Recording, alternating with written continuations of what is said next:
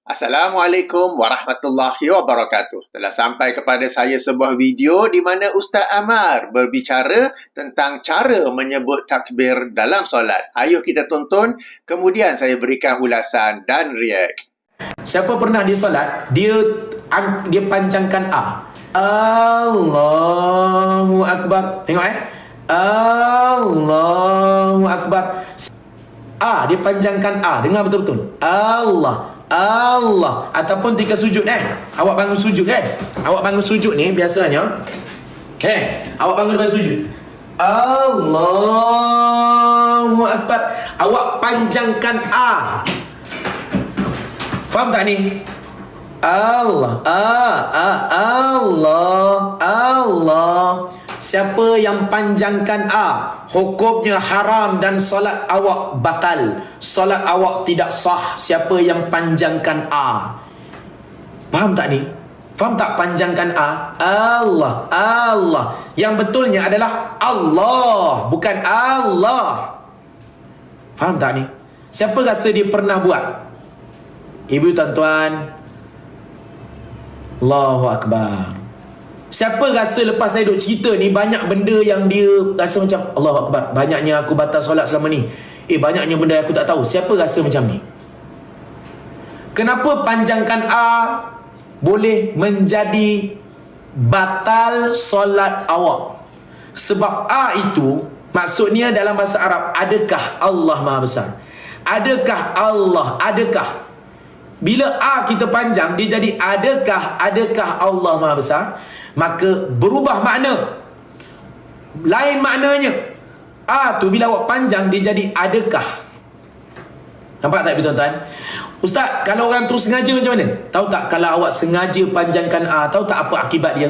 Sengaja panjangkan A, Allah, orang yang sengaja panjangkan A, hukumnya haram dan dia boleh sampai tahap terkeluar daripada Islam. Saya ulang, orang yang sengaja panjangkan A, Allah, dia boleh sampai terkeluar daripada Islam. Faham tak ni? Berat ke tak berat ni? Ibu, tuan-tuan, berat ke tak berat sampai tahap boleh terkeluar daripada Islam ni?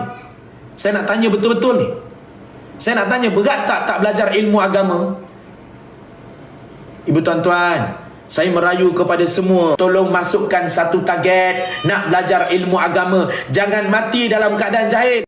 Baiklah, kita sudah pun menontonnya. Beberapa ulasan dan react saya. Pertama, betul apa yang diperkatakan oleh Ustaz, bahawa apabila ucapan takbir itu dipanjangkan A-nya sehingga menjadi Allahu Akbar, maka ia telah berubah menjadi satu soalan yang bermaksud adakah Allah Maha Besar atau apakah Allah Maha Besar. Jadi ia telah mengubah maksud ucapannya itu. Maka betul apa yang ditegur oleh Ustaz bahawa salah untuk menyebut sedemikian.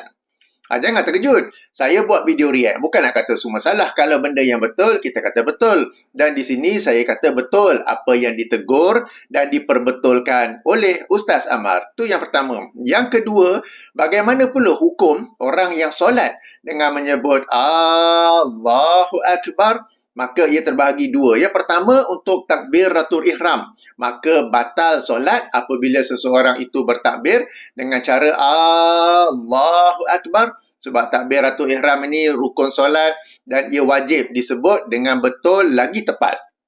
Kedua, takbir intikal, yang ini takbir perpindahan dari satu posisi ke posisi yang lain.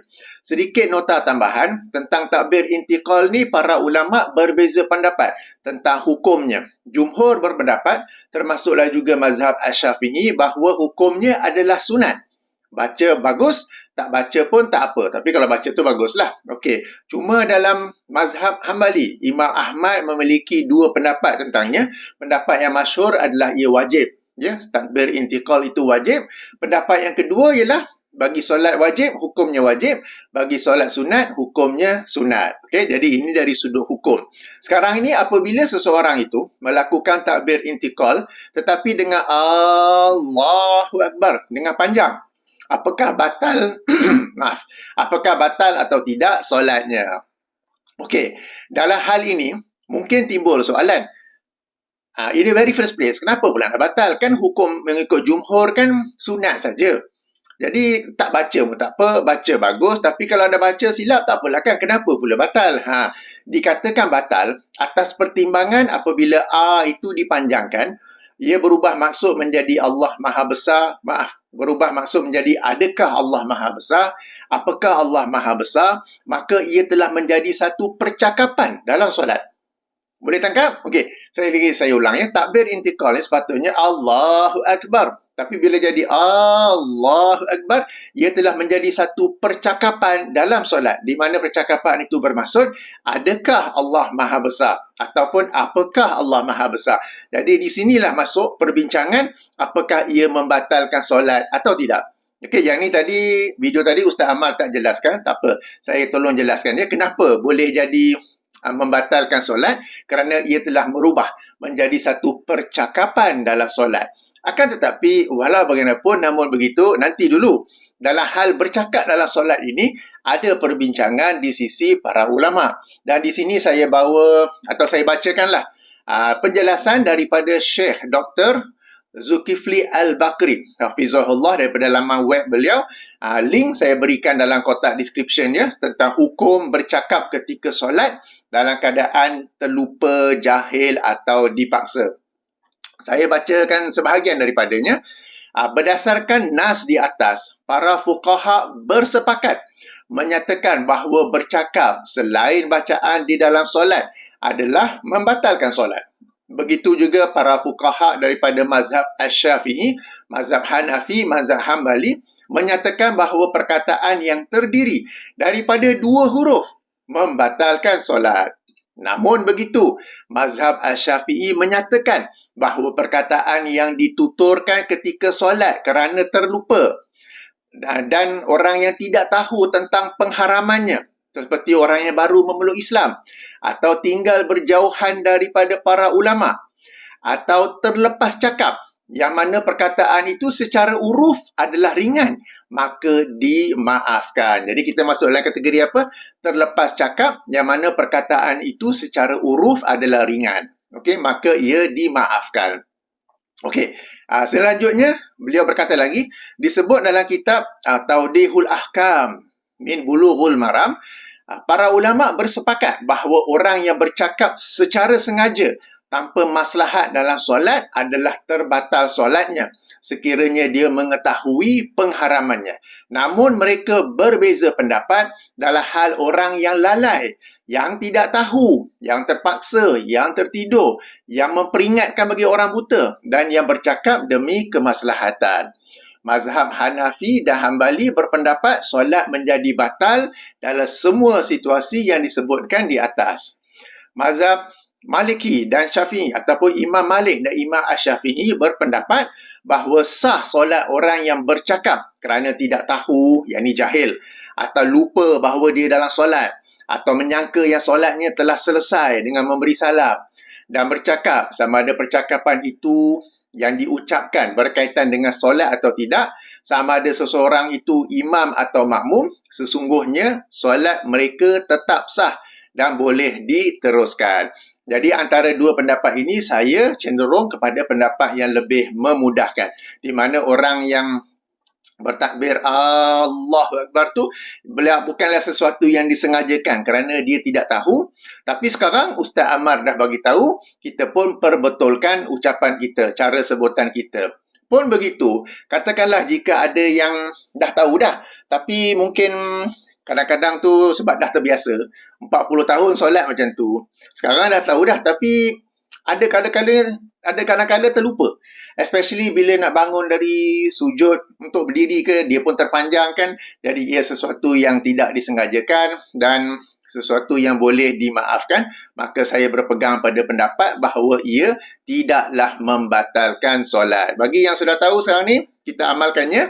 Tapi kalaulah terlepas, kalaulah terlupa, di masa-masa akan datang, kita ambil pandangan bahawa ia adalah sesuatu yang dimaafkan.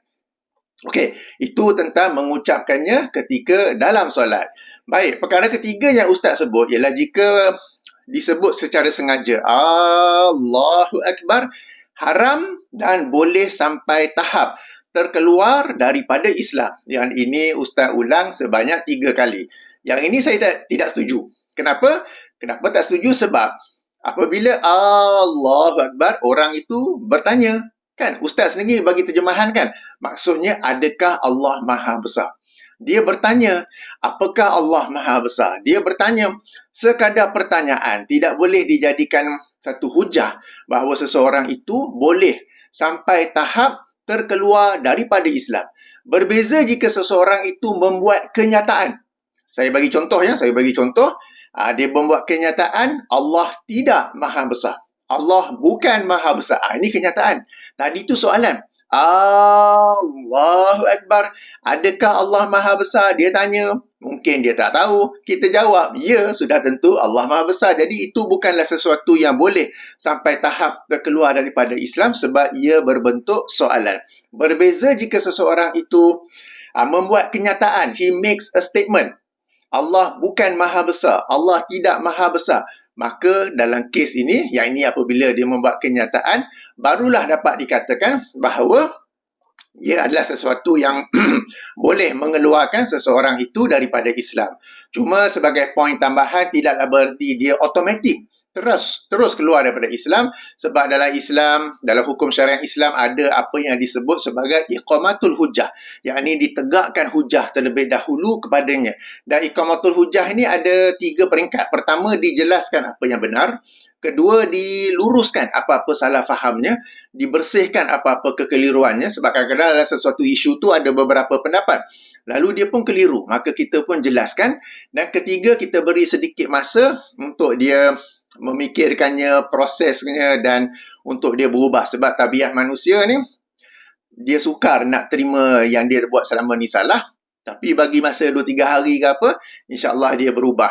Jadi adanya proses yang disebut sebagai iqamatul hujah. Ini lazimnya dilakukan oleh hakim mahkamah syariah ke, pejabat mufti ke apalah. Kita orang awam tidak menghukum seseorang itu keluar daripada Islam. Jadi poin ketiga ni, sekadar bertanya, adakah Allah Maha Besar? Ia tidaklah mengeluarkan seseorang itu daripada Islam kerana ia adalah pertanyaan.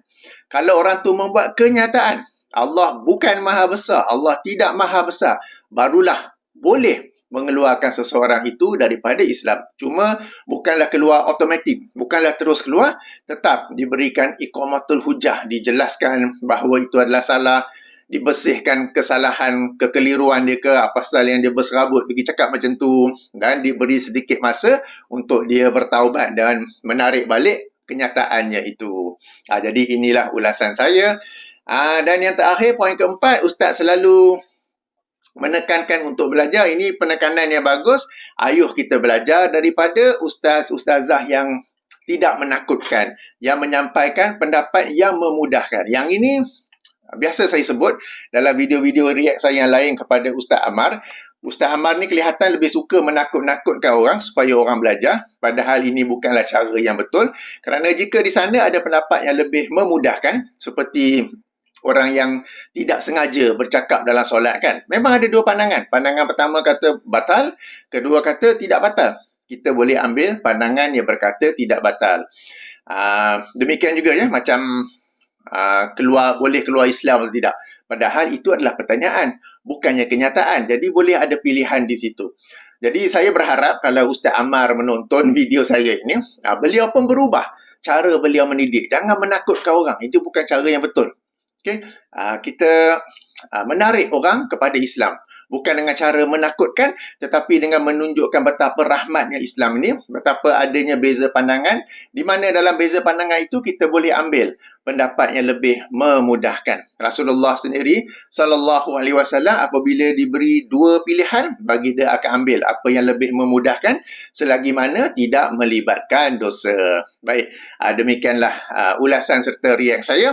Saya akhiri dengan subhanakallahumma bihamdika asyhadu an la ilaha illa anta astaghfiruka wa atubu ilaika. Assalamualaikum warahmatullahi wabarakatuh. Jadi jangan lupa tulisan Syekh Ustaz Dr. Zulkifli Al-Bakri ini agak panjang. Link dalam kotak description, saya hanya baca sebahagian daripadanya sahaja.